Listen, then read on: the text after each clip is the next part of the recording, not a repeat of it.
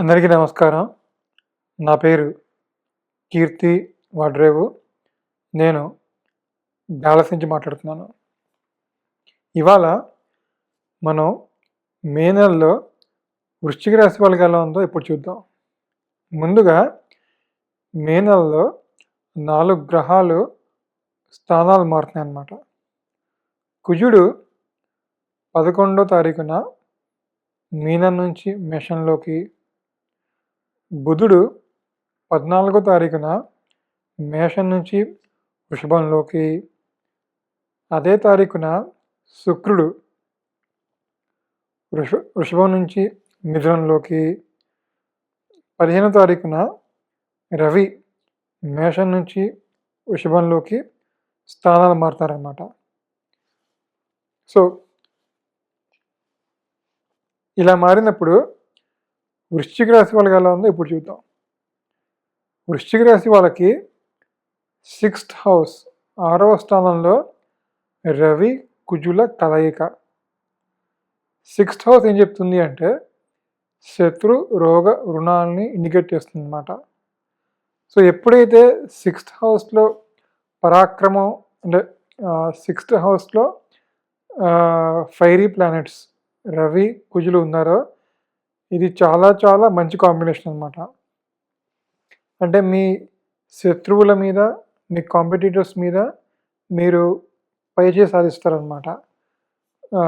So మీకు ఏదైనా legal issues ఉన్నా, మీకు ఏదైనా కాంపిటీటర్స్ వాళ్ళతో ఏమైనా సమస్యలు ఉన్నా ఈ మే నెలలో మీరు వాళ్ళని ఖచ్చితంగా అంటే మీరు మంచి ధైర్యంగా వాళ్ళని ఫేస్ చేసి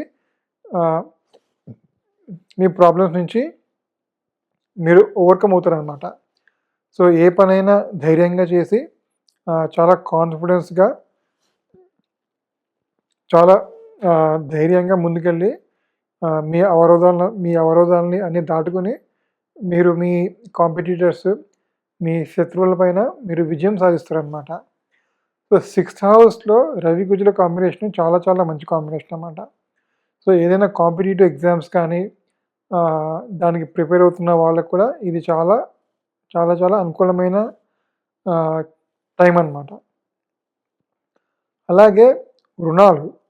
సో మీకు ఎప్పటి నుంచో ఏమైనా పెండింగ్ రుణాలు కానీ తీర్చాల్సిన అప్పులు కానీ ఉన్నా కూడా ఈ మే నెలలో మీరు దాన్ని క్లియర్ చేయడానికి ఆస్కారం ఉందన్నమాట.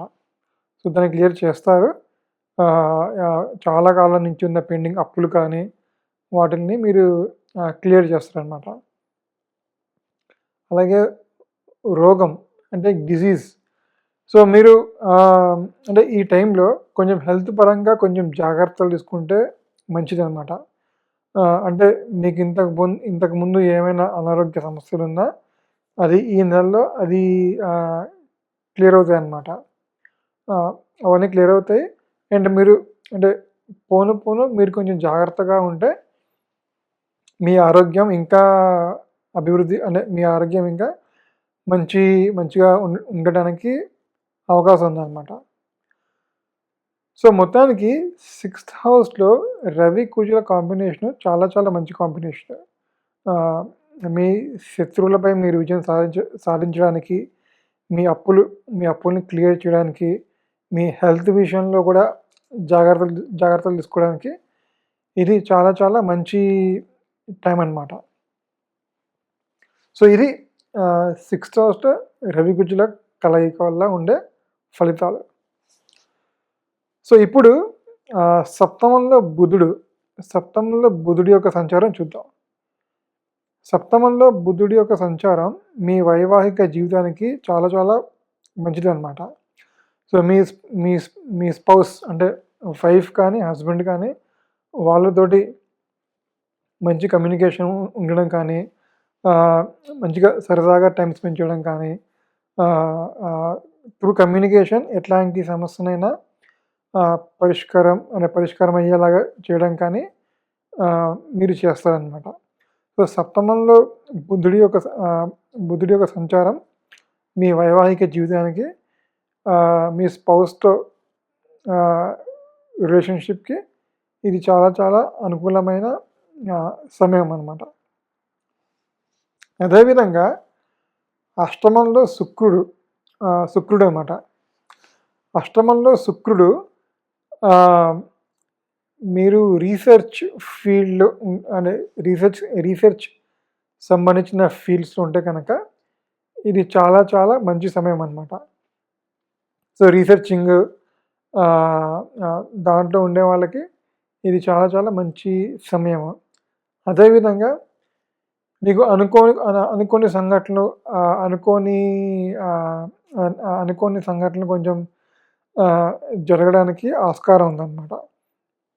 అంటే ఫర్ ఎగ్జాంపుల్ మీకు ఊహించకుండా మీకు జాబ్‌లో మంచి పొజిషన్ రావడమో, లేకపోతే ఊహించకుండా మీకు ఏదైనా మనీ రావడమో అన్నది జరుగుతుందనమాట.